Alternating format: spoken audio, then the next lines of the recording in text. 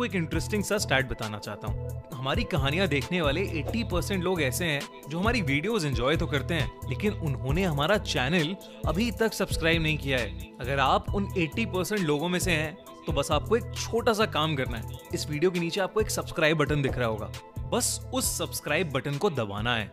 बस इतना सा काम करना है आपको, और लगे हाथों बेल आइकन भी प्रेस कर देना, ताकि हमारी लेटेस्ट वीडियो आते ही आपको सबसे पहले पता चले।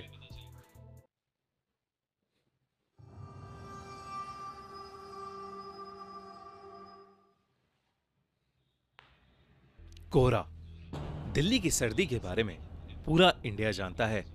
कड़कती ठंड में दिल्ली बहुत ही खूबसूरत लगती है, पर इसी ठंड में हमें देखने को मिलता है खूब सारा कोहरा, घना कोहरा जो एक चादर की तरह पूरी दिल्ली को ढक देता है। पर क्या हो अगर ये कोहरा अपने साथ कुछ ऐसा लेकर आए जो आपकी जिंदगी ही बदल दे। आज की कहानी है याविन और उसके दोस्तों की। याविन और उसके दोस्त दिल्ली के बढ़ते पोल्यूशन से परेशान हो गए थे और कुछ समय के लिए दिल्ली से बाहर जाना चाहते थे। उन सभी ने मिलकर हिमाचल जाने का प्लान बनाया।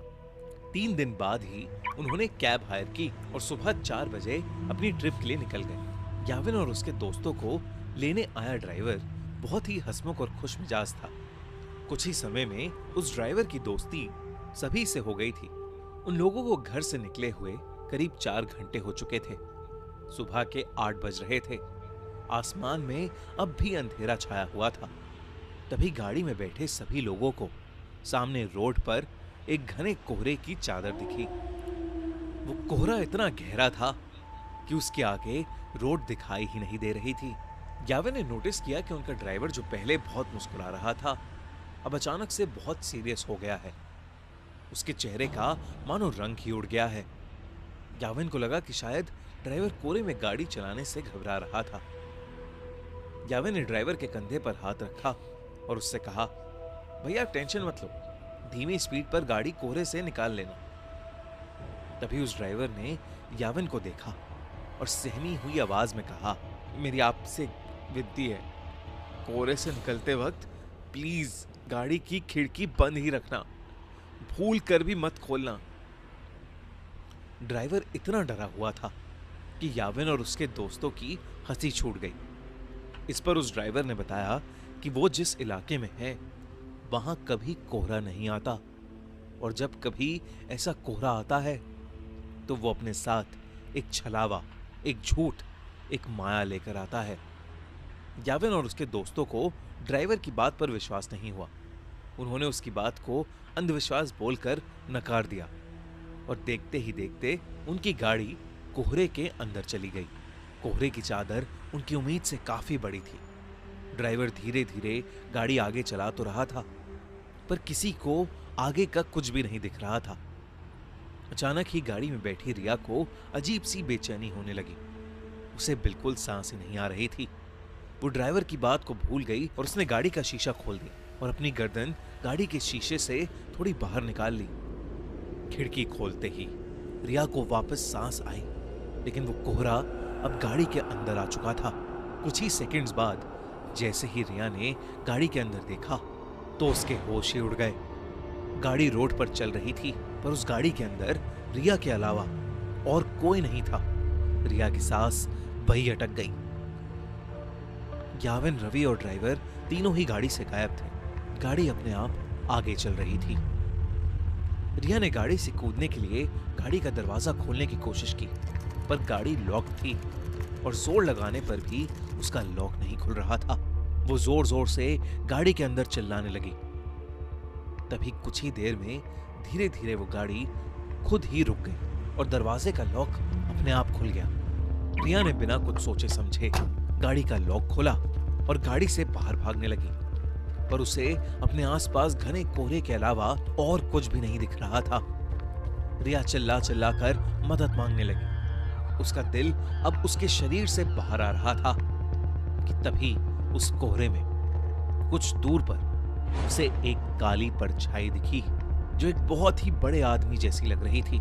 रिया मदद के लिए उस आदमी की तरफ भागने लगी, पर भागते हुए उसने ये देखा कि वो परछाई के करीब पहुंच ही नहीं पा रही है। वो परछाई हमेशा उतनी ही दूर होती जितनी पहले थी। इससे पहले रिया कुछ भी समझ पाती, उसे महसूस हुआ कि जैसे उसके पीछे कोई खड़ा हुआ है। रिया अब इतनी डर चुकी थी कि उसके अंदर पीछे मुड़ने की भी हिम्मत नहीं थी। पर हिम्मत करके जब रिया ने पीछे देखा, उसकी रूह कांप गई। रिया के पीछे एक 12 फीट लंबा काला साया था। लंबे काले साये को देखकर रिया बुरी तरह कांपने लगी। तभी अचानक रिया को पीछे से एक बहुत जोर का धक्का लगा और वो नीचे गिर पड़ी। ग्याविन, रवि, वो ड्राइवर और रिया अब भी गाड़ी में थे। रिया ने जैसी वो खिड़की खोली थी, वो बेहोश हो गई थी। उस ड्राइवर ने उसके बेहोश होते ही रवि को जल्दी से वो खिड़की बंद करने को कहा। ग्याविन और रवि रिया की हालत देखकर उसे जगाने की कोशिश कर रहे थे और ड्राइवर बस बार बार एक ही चीज बोले जा रहा था, गाड़ी की खिड़की नहीं खोलनी चाहिए थी, नहीं खोलनी चाहिए थी गाड़ी की खिड़की। ग्याविन को अब ड्राइवर पर गुस्सा आने लगा था। उसे लग रहा था कि वो ड्राइवर एक मेडिकल इमरजेंसी पर वहम की पट्टी चढ़ा रहा है। ग्याविन बस वहां से निकलकर रिया को हॉस्पिटल ले जाना चाहता था। ग्याविन ने ड्राइवर को गाड़ी तेज चलाने के लिए कहा। ड्राइवर ने याविन की बात मानी और गाड़ी के एक्सीलरेटर पर अपना पैर दबा दिया। लेकिन कुछ ही सेकंड्स में अचानक से गाड़ी के सामने एक लड़की आ गई और इतनी तेज स्पीड होने की वजह से गाड़ी उस लड़की से टकरा गई। उस लड़की के टकराने के बाद ड्राइवर ने गाड़ी वहीं रोक दी। अब याविन और रवि की सांसें वहीं अटक गई थीं। याविन तुरंत गाड़ी से उतरकर उस लड़की को देखने गया। उसने देखा कि एक लड़की खून से लथपथ रोड पर उल्टी पड़ी हुई थी। याविन ने जैसे ही उसकी शक्ल देखने के लिए उसे पलटा, उसका दिल दहल गया। वो खून से लथपथ पड़ी लड़की कोई और नहीं बल्कि याविन की दोस्त रिया थी।